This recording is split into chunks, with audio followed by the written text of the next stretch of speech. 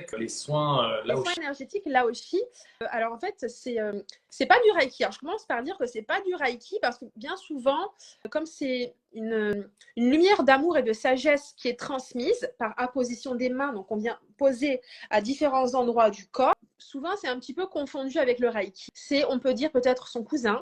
C'est un temps où la personne, on peut l'allonger. Moi, je le fais parfois au fauteuil, ça dépend.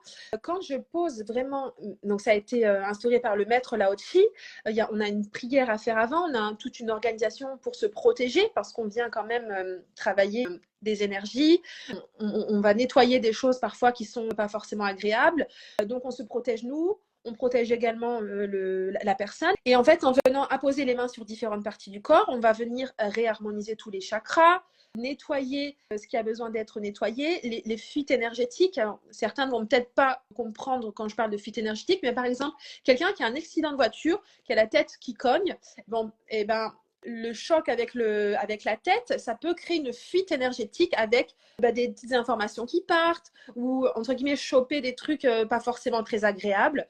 Et en fait, les soins énergétiques là-dessus, ça va venir vraiment nettoyer tout ça. Également les drogues.